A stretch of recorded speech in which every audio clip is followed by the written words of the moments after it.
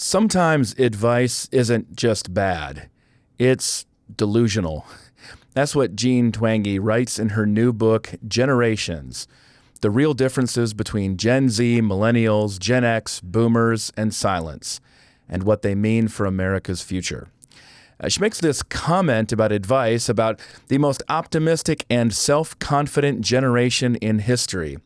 That's my generation. I'm on the older end of the spectrum. It's the Millennials. Here's the advice that we heard over and over growing up. Just be yourself. Believe in yourself and anything is possible. Express yourself, and you have to learn to love yourself before you can love someone else. Well, Jean's counterpoint is this. What if you're a jerk or even a serial killer? No, not anything is possible. You're delusional. She writes this, quote, "People who really love themselves are called narcissists, and they make horrible relationship partners." Well, it's tough medicine for us millennials, but she's right.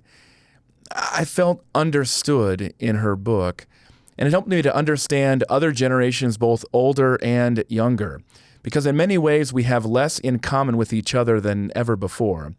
Dr. Twenge writes this: "The breakneck speed of cultural change means that growing up today is a completely different experience from growing up in the 1950s or the 1980s or even the 2000s. Twenge is a professor of psychology at San Diego State University and widely published researcher. The book is full of important insights. She describes same-sex marriage as the most rapid change of public opinion on a social issue in history.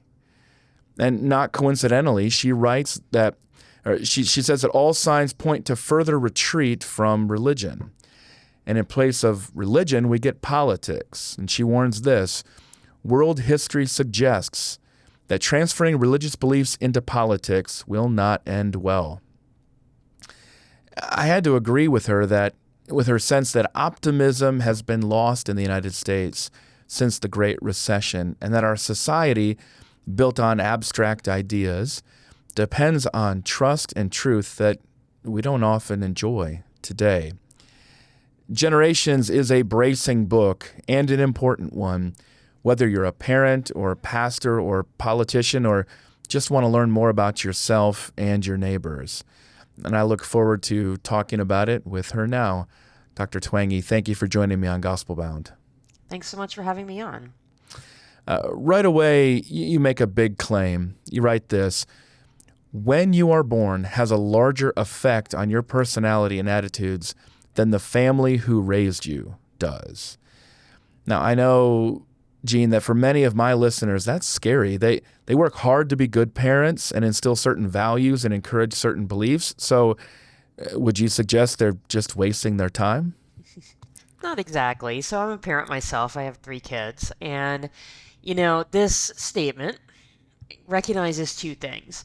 So first, that family environment doesn't have as big of an impact on personality and behavior as many people would think, but that when you grow up and your culture has a bigger impact than many people would think. But I don't think people, especially parents, should take out of that it's all hopeless, per se. More that your kids are who they are from the time they're born. And most parents know that, especially if you have more than one child. You see how they're different from day one.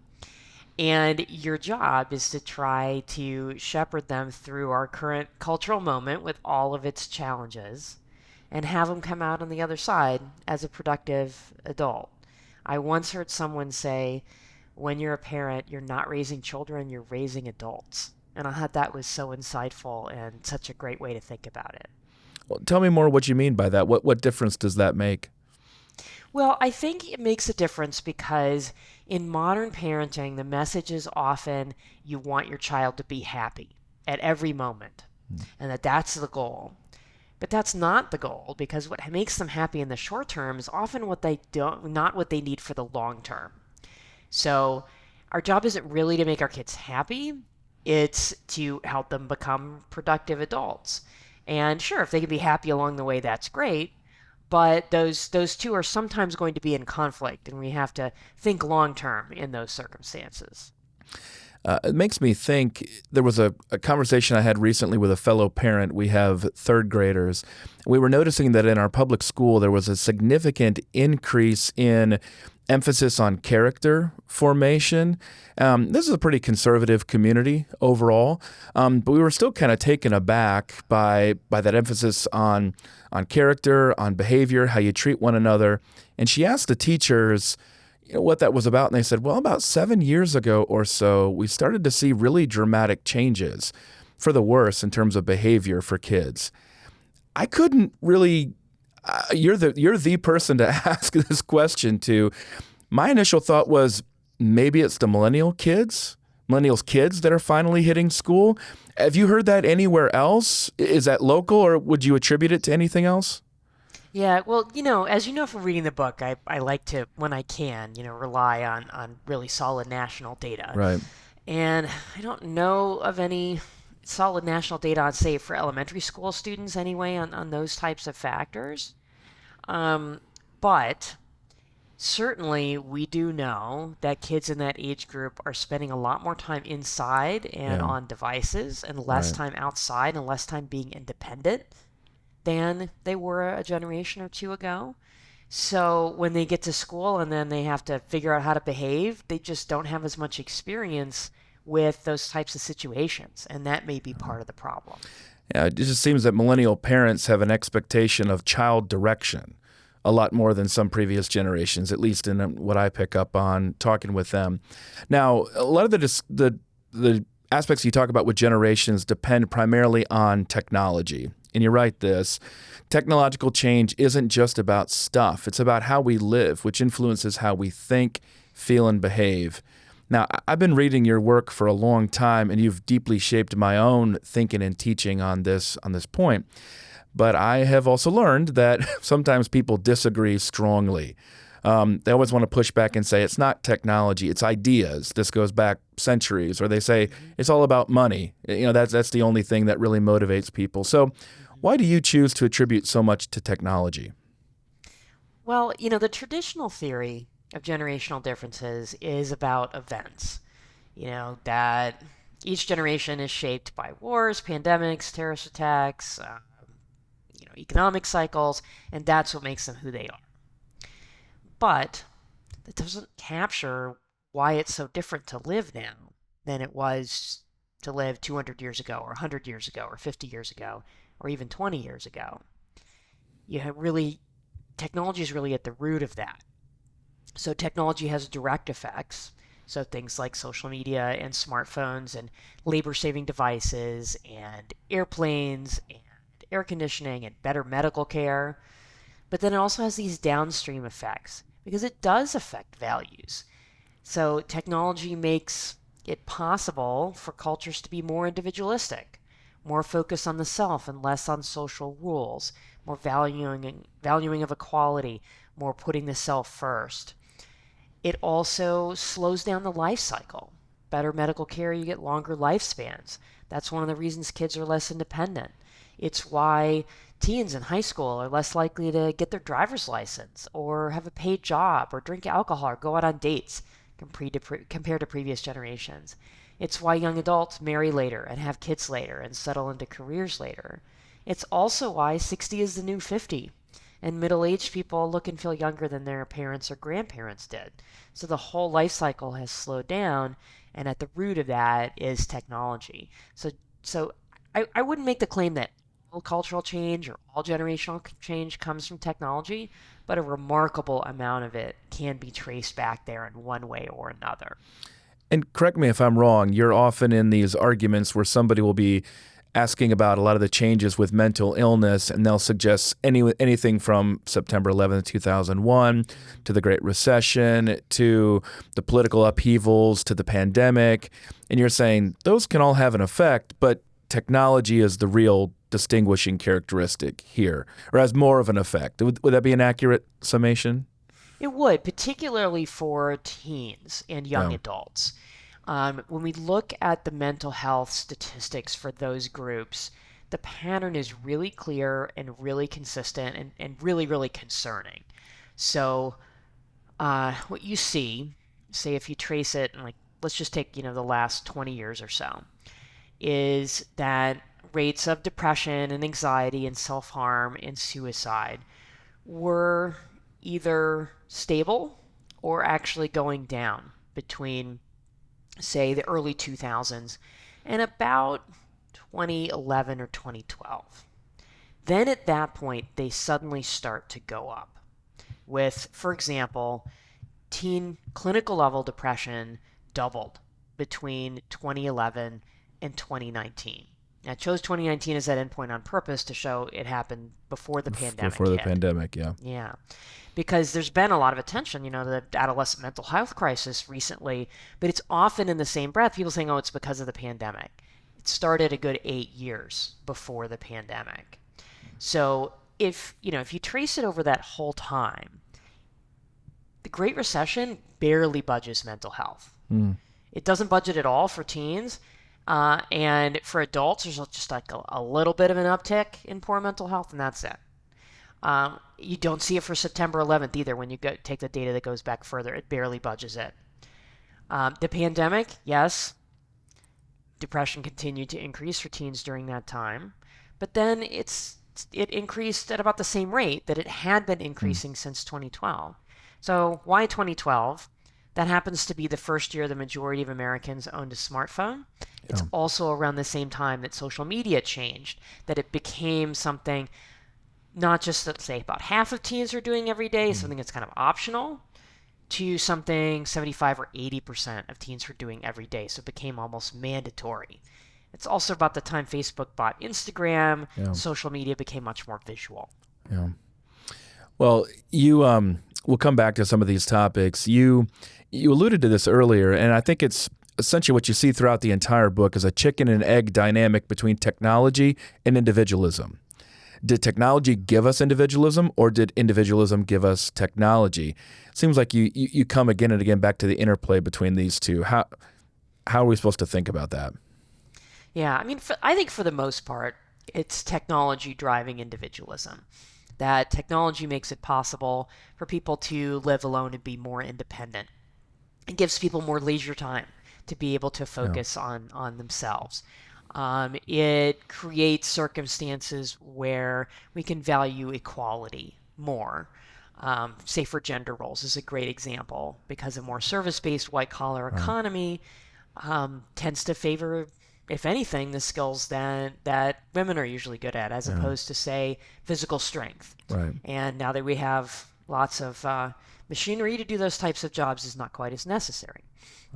So that's where you get the causal arrow from technology to individualism. The two do play with each other, though, because you can certainly see the influence of individualism in how people use technology. So that we have, say, iPads, that then the whole family can watch their own show. Well, if it wasn't for individualism, maybe people wouldn't want to do that. And then same thing with taking selfies and the emphasis on self-focus on social media and things like that. So social media has interplayed with individualism in different ways. It used to be a much more attention-seeking thing. Now that it's become more mandatory, if anything, it's something that seems to undermine self-esteem because everybody else's life looks so glamorous and perfect. Right. Now, another application of your work on technology, your research on technology, is what you've alluded to earlier, the slower life. Now, do we age, and kind of physically we age slower, but also just how we progress through a lot of life stages.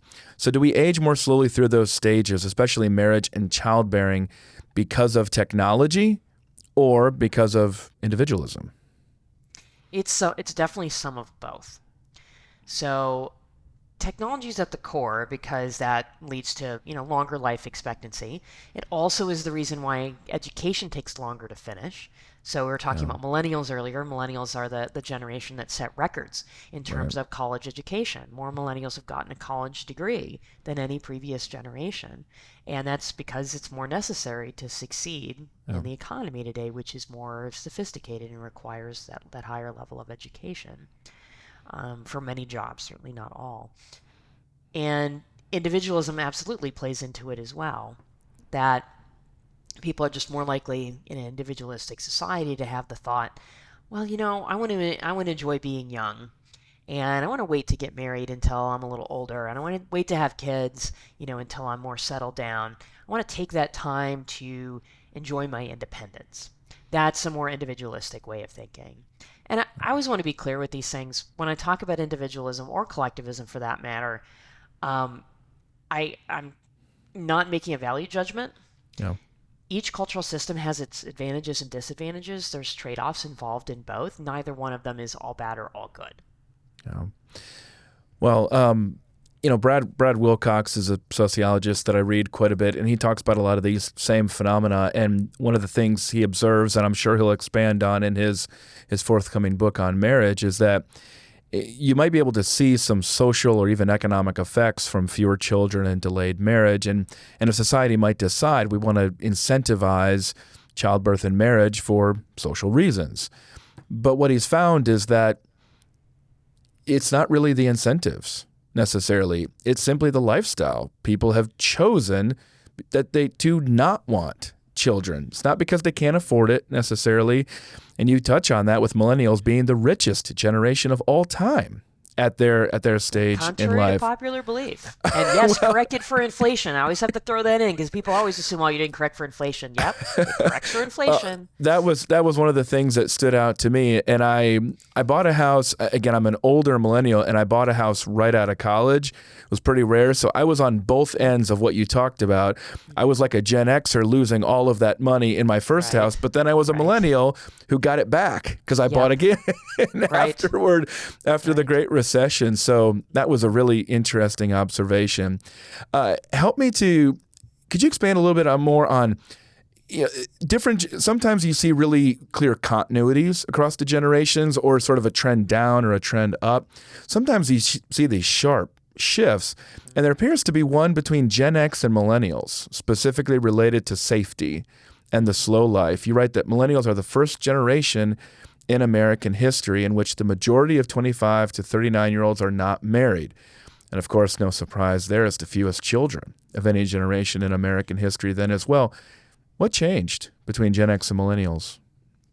Yeah, there were a couple of trends. So, one is actually a good thing, which is that the teenage pregnancy rate went down by quite a bit. Huge change. Yeah. We talked about that all the time in the 1990s, and then it's just not even an issue to talk about anymore, hardly. Yeah, certainly not as much. It's gone way, way, way down. Right. And that started in that transition between Gen X and millennials.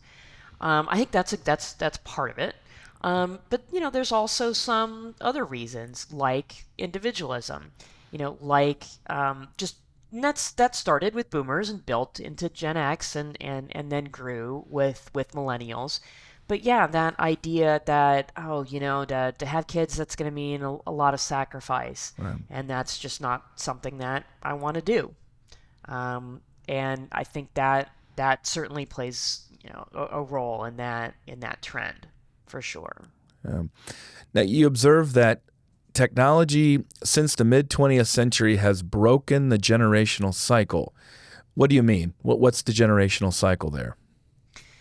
So there's a book that came out in 1991, also called Generations, that advanced the theory that generations come in cycles, that there's 4 different types, and that they cycle in and out throughout history in conjunction with big events. So, that book makes a pretty strong case, for the generations we had data on up to that point, but then it starts to break down. So it works pretty well up to boomers. It starts to wobble a little bit with Gen X. For example, those authors said that Gen X had low self-esteem. In fact, it's the opposite because individualism was growing. And then it really the wheels completely fall off when you get to millennials, because their theory was millennials were going to be collectivistic, very civically oriented. Wow. And just that did not turn out to be the case. There's lots of great things about millennials in terms of how hard they work to get college educations. They've done very well economically, but being very civically oriented, well, maybe in the case of some politicians, perhaps. But some people would argue even that, I think. Yeah.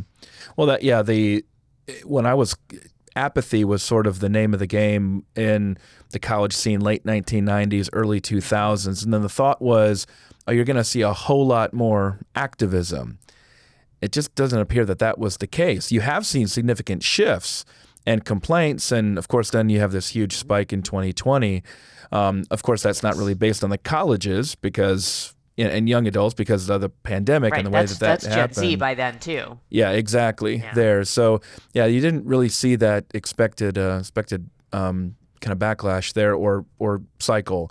When I'm talking with people about cultural change, some people see it as essentially volatile. That essentially it's the backlash thesis there. This generation does this, so this generation does this, and there's a lot of back and forth, more like a pendulum swing. And there's others who see it as linear, and that could either be progress or regress. What do you see from the data? It's mostly linear. So the pendulum swing argument is more like that cyclical argument of generations.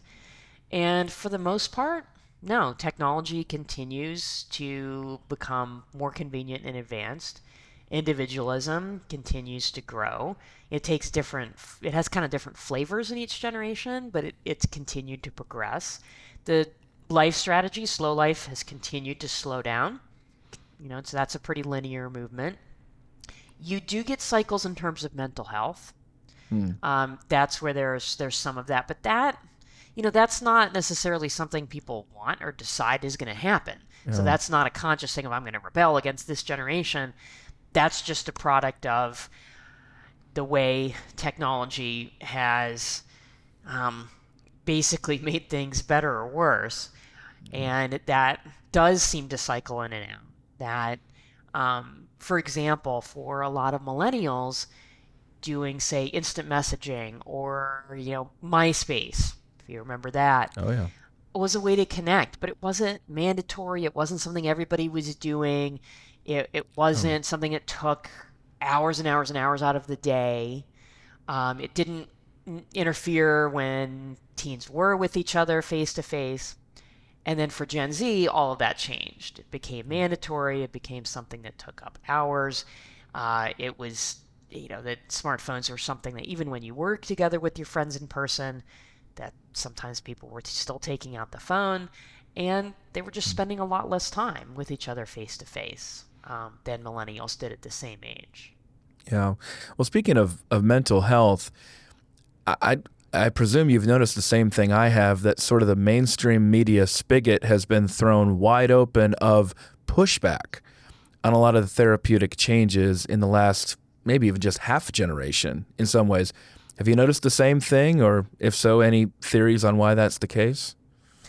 Say a little bit more about what you mean. Yeah, so what I mean is all of a sudden with the Times, the Atlantic, and all these places are publishing about how everything's become trauma, and that's a problem. Everything is self-diagnosed mental illness, and that's a problem. It seems like all of a sudden I saw it everywhere.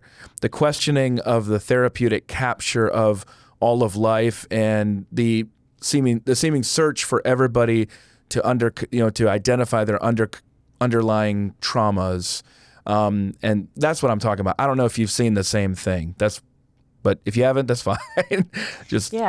No, I know what you mean. So I think there's two different threads here. So one is, and I think what you're referring to is this, that people have said, the growth in therapy speak. Right. Yes. Maybe that's not the best of ideas. Right. And yes, the expansion of what trauma is, that used to be a word used for, people came back from war, and now it can be, my friend was mean to me. Right. And I don't mean to make light of people who really do experience trauma, but that's the problem that many people have pointed out of the definition expanding is then if everything is trauma, nothing is trauma. Right.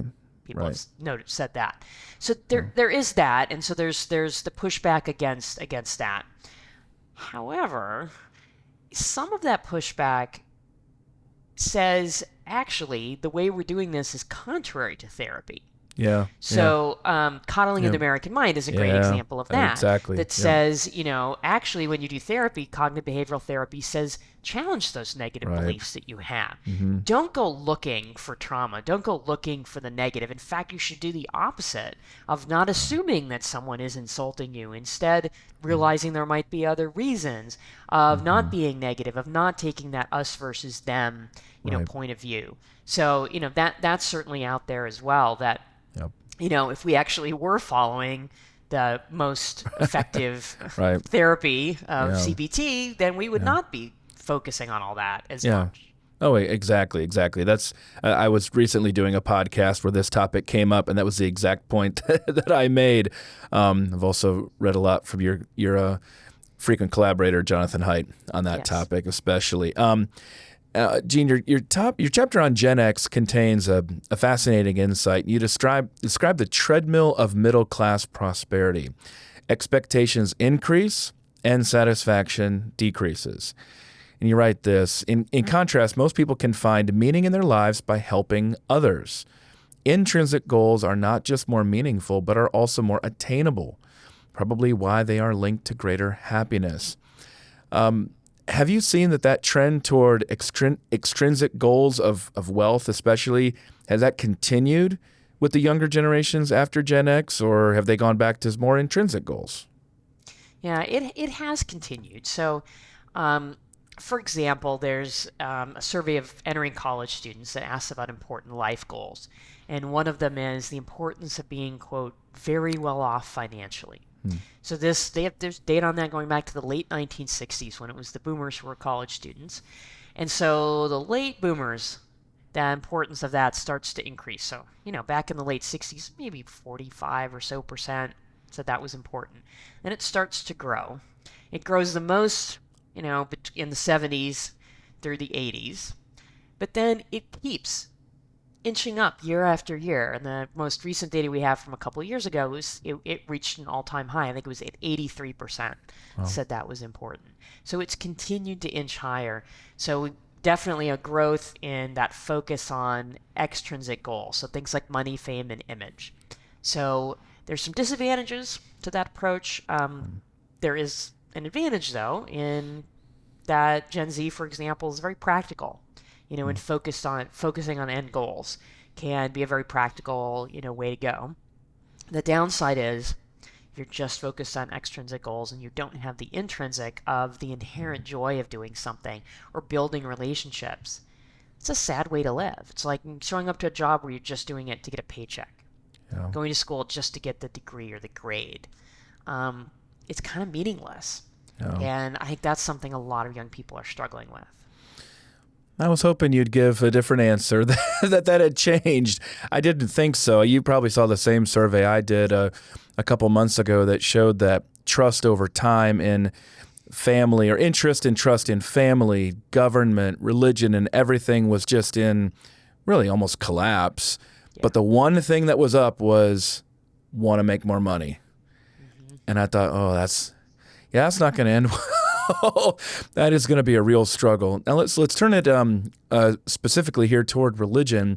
What would you say is your book's most important finding related to religion? Well, basically that the decline in religiosity is real. Yeah. So, over the last 10 or 15 years, there was a lot of back and forth on this. It was, okay, yes, affiliation is down, but they're still going to religious services. Or, okay, going to religious services, we now acknowledge, yep, that's down, but private beliefs, so things like a belief in God or private prayer, that's still there. Well, now that's down too. Same thing with some of the generational trends. The idea was, okay, this is down for millennials when they're teens and young adults, right. But once they get married and have kids, right. They will come back to religion, and that didn't turn out to be true either. Then the last one was, well, okay, they're not religious, but they're spiritual. Still spiritual, yeah. Not true either. Spirituality is basically more or less the same, while religiosity has gone down. So spirituality hasn't replaced religiosity. Yeah.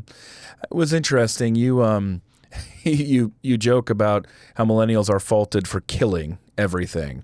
And I remember that phase of BuzzFeed articles. I think millennials had killed Of course, everything. BuzzFeed. Yeah, of Yes. course. Look, if Right. I'm going to be a millennial Who talking else? about this, I'm going to bring up BuzzFeed. Might as well go to BuzzFeed.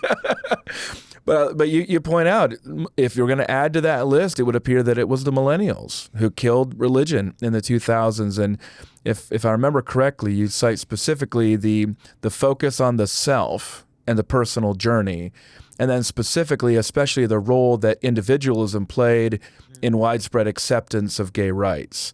Which I would then, of course, observe that that's connected to what we've been talking there about marriage and family. A focus on the self and a shunning of too much responsibility that would constrain lifestyle, and also with just higher expectations of self-fulfillment in different ways, and those extrinsic values versus intrinsic. There's another thing that just stuck with me, and I just haven't stopped talking about what I've read in this book over the last couple of months since I finished it. And you talk about, well, there's a lot of things that stand out to me. One of them was how boomers' poor mental health may be related to persistently high substance abuse. That's something that did not go away and was particular to their generation.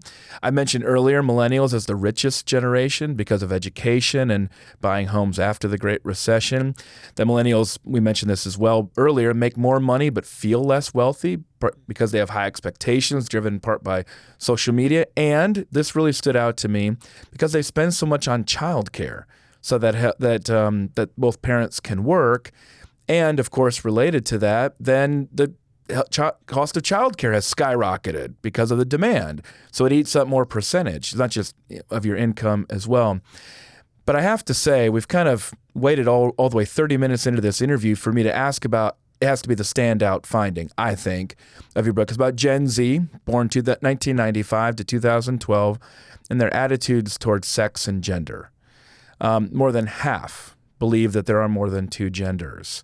And they believe that older generations are ignorant compared to these progressive beliefs. Now, you mentioned you do not cite this as definitive. You just throw it out there as a theory. I will say, as the host, that it has to be a factor here. You mentioned pornography as one of the things that could be affecting this shift. And I would say, not coincidentally, the sex recession of millennials has become the sex depression, as he described in Gen Z.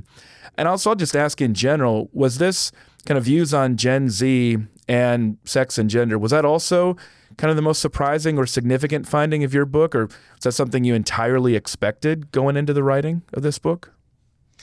Well, I had first found the decline in sexual activity among young adults 5-7 years ago. Yeah. And it was a huge surprise at the time, with online dating and Tinder and hookup apps and more acceptance for premarital sex. Right. It was very unexpected because there's more. You'd think it would be the opposite.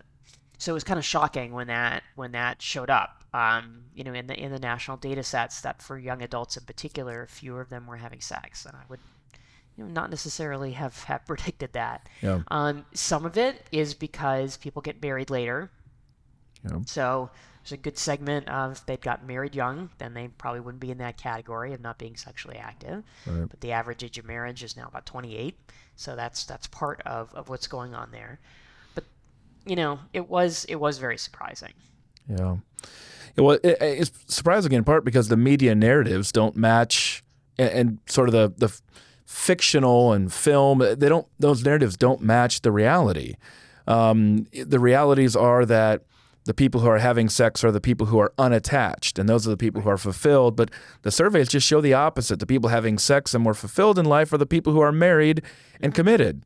So it just doesn't seem to line up with what we see reinforced in media. Here's my last question. Of course, I work for a ministry here at the Gospel Coalition that advances Christian faith and the church. And so maybe I'm just seeing what I'm conditioned to be able to see here. But I cannot help but observe a trend across generations in your book. And this is what it looks like. More technology means more individualism and fewer social connections, such as the church and family in there, which means then also higher rates of mental illness and demands from, you mentioned here, the cry bullies for emotional safety in a merciless culture of outrage without absolution. Okay, that was a big, big, long statement there. But I have to say this, that description that is traced through your book is exactly what my religion, at least, would warn us to expect. And yet every trend seems to indicate Americans are clamoring for more technology, more individualism, and also in some ways more retribution toward one another. What am I missing? Set me straight, correct me. What am I missing here? This is exactly what I would expect, and in many ways fear would happen to us. Yeah. I think that's the problem, is we don't always have a clear-eyed view of these things that we want. And technology is a great example of that, particularly because, let's just take social media. Spending a lot of time on social media is very easy to do because the companies have poured billions into making sure that their users are on the app as long as possible for as much of the day as possible. They call it engagement. I hate that word because it makes it sound like it's such a good thing, but that's their word for it, and that's how it's gone. So we have that, and it's conspiring against what we actually need as human beings, which is to be with each other face to face, and to have several close relationships rather than, say, hundreds of followers where it's a more shallow relationship, and to focus on those intrinsic things of those actual human relationships rather than chasing those things that are hard to get and not actually that fulfilling in the long run, like getting lots of likes and followers being a great example of that. So, I think we're just in this dilemma, especially just right now, where this technology was supposed to connect us. And instead, it's coincided with record levels of loneliness and depression. So clearly it hasn't worked. And we need to reconsider our relationship with that technology. And I think adults need to do that. And I think even more, we have to think about protecting kids, like raising the minimum age for social media to 16 and actually enforcing that. Well, you do not hold back on this. I love this quote. I'm gonna read it to conclude here. My guest here has been Jean Twenge. Her book, we're talking about generations. I think you've already seen how the insights that I've derived from it and heard about all the different things that I think people, no matter where you are in life, can benefit from.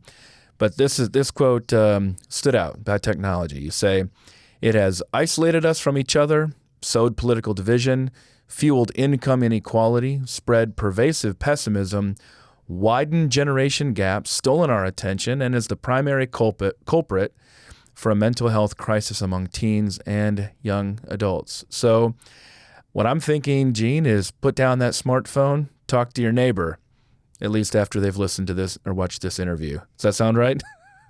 It does, although I have to point out what I said before that quote or right after it, which is that technology is not all bad or all good, that it has given us the gift of time. I mean, think about that. Think about the way our grandparents and great-grandparents lived, that their life expectancy was probably only to about 60 or 65, and that they had to spend so much time doing laundry and cooking and all of these other things just to survive. So technology's given us that gift of time, but it is up to us how to use it.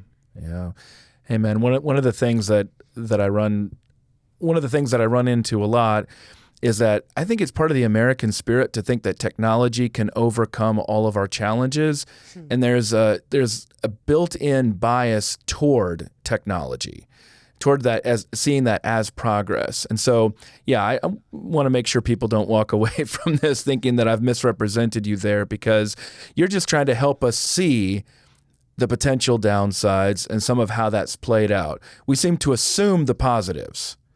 But you're right. We've got time, and time is one reason we're able to record this podcast and people be able to listen to it. And now go out there and meet your neighbors. All right. Absolutely. Again, my guest here has been Gene Twenge, author of Generations. Check it out. Thank you so much for your time. Thanks for having me on.